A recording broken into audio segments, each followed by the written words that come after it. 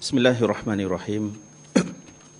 Innal hamdalillah nahmaduhu wa nusalli wa nusallimu ala Rasulillah wa ala alihi wa ashabihi wa man da'a bi da'awatihi wa jahada bi jihadihi wa tamassaka bi sunnatihi ila yaumiddin. Wa hayyikum bi tahiyyatil Islam, tahiyatan min 'indillahi mubarakatan thayyibah. Wassalamualaikum warahmatullahi wabarakatuh. Yang berbahagia Datuk Pengerusi yang saya sangat muliakan, Dev-Dev Kehormat Diraja, hadirin hadirat pengamal undang-undang, tuan-tuan dan puan-puan sekalian. InsyaAllah saya akan ambil masa lebih kurang setengah jam untuk cuba merungkai satu tajuk yang agak berat. Walaupun sering digunakan dan dilafazkan dan didengari istilah transformasi, namun demikian kadang-kadang kita menggunakan istilah itu tanpa memahami ciri-ciri dan sifat-sifat serta tuntutan apabila kita hendak melaksanakan transformasi. Justru dengan izin pihak penganjur, khususnya yang bahagia Datuk Zaliha Kamarudin, saya memohon izin beliau supaya pembentangan saya pada pagi ini dia bukan bersifat kertas kerja, tetapi bersifat sesuatu penggunaan kaedah grafik untuk cuba menyampaikan sesuatu yang berat. Tajuk yang telah diamanahkan kepada saya ialah transformasi asas dan kerangka kerja. Saya nak mulakan dengan menegaskan bahawa transformasi ini, walaupun dia asalnya adalah daripada istilah dalam bahasa Inggeris, transform. Namun demikian, kalau kita kaji secara teliti, dalam Quran, dalam sunnah, dalam penulisan para ulama kita, dalam pelbagai buku sejarah, dalam pemikiran-pemikiran tersohor, kita dapati bahawa sebenarnya apa yang dikatakan sebagai transformasi adalah sesuatu yang sudah sedia wujud lama dalam budaya dan pemikiran Islam. Saya tidak berniat untuk cuba kupas satu persatu kerana saya yakin setiap istilah yang saya akan paparkan ini adalah istilah-istilah yang sangat lumrah kita di dalam dewan ini guna ataupun sering kita kaji tentang perkara itu. Antara sifat-sifat kalau kita nak melihat transformasi daripada perspektif Islam adalah untuk melihatnya sebagai sesuatu yang dikatakan ada unsur tajdid. Tajdid kalau kita terjemahkan pada bahasa Melayu secara ringkasnya pembaharuan. Maknanya bila kita nak laksanakan transformasi, kita mesti fikir apakah perkara baru yang kita nak memperkenalkan. Kalau kita ulang perkara yang sudah sedia ada, itu bukan transformasi. Begitu juga kita ada konsep islah ataupun pembaikan. Kita ada elemen ihya ataupun penyemarakan, nak menghidupkan sesuatu. Kita ada juga konsep taghyir ataupun pengubahan. Apa yang kita nak ubah? Kita ada konsep tabdil ataupun penggantian. Kita nak ganti apa dan sebab apa kita nak ganti perkara itu. Dan kita ada juga elemen hijrah. Itu kita nak pindah daripada satu keadaan yang baik kepada yang lebih baik. Dan akhir sekali kita ada dimensi takwin, iaitu pembentukan. Bila dirangkumkan kesemua ini secara satu pakej, maka bolehlah kita kata inilah yang dikatakan sebagai transformasi daripada perspektif Islam. Sebab kalau nak cari satu bahasa Arab yang sesuai pada istilah transformasi, pada saya itu mungkin satu cara dan langkah yang agak silap. Kerana Islam ini ialah satu agama yang syumul. Bila dia melihat pada sesuatu proses, ia juga adalah bersifat syumul. Inilah antara konsep-konsep, dimensi-dimensi yang kita boleh ambil kira apabila kita nak menjuruskan pada persoalan transformasi sistem perundangan Islam di negara kita ini.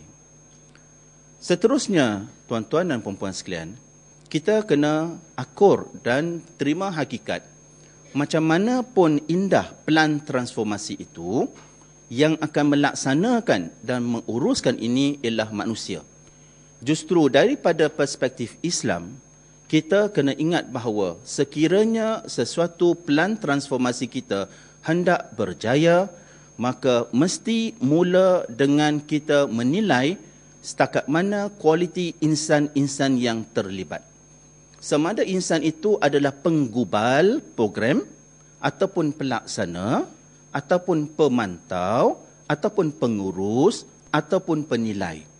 Sekiranya kita tidak akur pada hakikat ini, maka apa yang akan mungkin berlaku ialah proses transformasi bila kita sudah meletaknya dalam bentuk blueprint yang indah, kadang-kadang boleh sekadar dilaksanakan ibarat melepaskan batuk di tangga. Kerana apa? Insan yang terlibat itu tidak menjiwai betul-betul dan tidak ada iktikad yang mutlak pada apa yang nak dilaksanakan. Itu sebab bila Islam menyebutkan transformasi, Islam mula dengan transformasi insan itu. Dan di sini kita kena faham, di sebalik wajah setiap insan yang kita lihat, termasuk wajah kita, adalah kisah-kisah yang secara package telah melahirkan kita pada hari ini. Antara lain, apa yang berlaku pada zaman kandungan, didikan, pergaulan kita, bi'ah kita, ilmu, amal, siapa guru kita, mentor kita, apakah jenis pergaulan kita, apa nawaitu diri kita, apa standard piawaian yang kita nak letakkan pada diri kita, dan juga setakat mana kita mementingkan elemen ataupun aspek mencari berkat Allah di sebalik apa yang kita nak laksanakan. Dan ini semua akan bertindak secara package dan membawa pada apa yang terkandung dalam hati kita. Daripada hati, dia sampaikan mesej pada otak.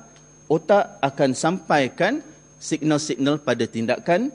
Tindakan bawa pada impak. Impaklah akan bawa pada anjakan tahap transformasi. Secara ringkasnya, apa yang saya nak tekankan ialah sekiranya kita serius tentang transformasi sistem perundangan, elemen modal insan yang terbabit tak boleh kita abaikan.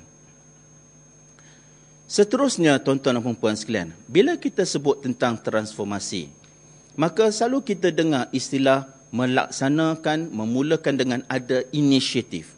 Inisiatif maknanya satu langkah yang kita nak mulakan supaya ia boleh menjana dan membawa pada langkah-langkah yang lain. Tapi yang jarang disentuh bila kita kupas elemen inisiatif ini ialah inisiatif ni ialah sesuatu yang dinamik. Ia boleh membesar. Dia boleh menjadi sesuatu yang lebih hebat. Dan kita kena faham, kalau kita serius hendak membuat apa-apa transformasi dalam sistem perundangan Islam, kita kena bayangkan kita hanya bergerak langkah ke depan. Jangan kita gerak langkah ke depan hari ini, 2 langkah.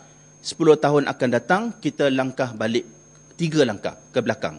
Maka di situ akan membawa pada satu keputusan yang net, iaitu negatif 1. Jadi, bagaimana kita nak bayangkan apa-apa inisiatif ini yang kita nak laksanakan mesti sentiasa membawa pada langkah yang lebih baik, lebih baik, lebih baik. Justru saya bawa pada rajah ini, iaitu kalau kita mula dengan apa-apa inisiatif yang akan dirumuskan dalam convention ini, kita mesti usaha supaya inisiatif ini menjadi sesuatu yang kekal.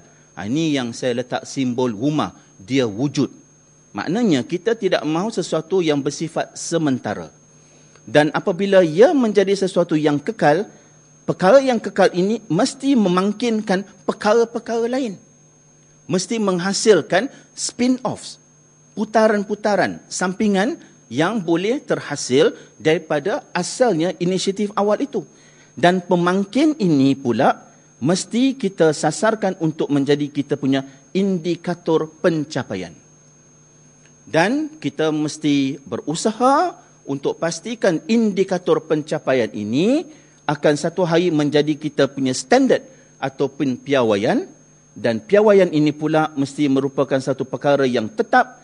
Ini yang saya tunjuk dengan simbol pokok, iaitu akarnya menjalar sehingga susah kita hendak cuba robohkan pokok itu. Ibarat kata, apa yang kita buat segi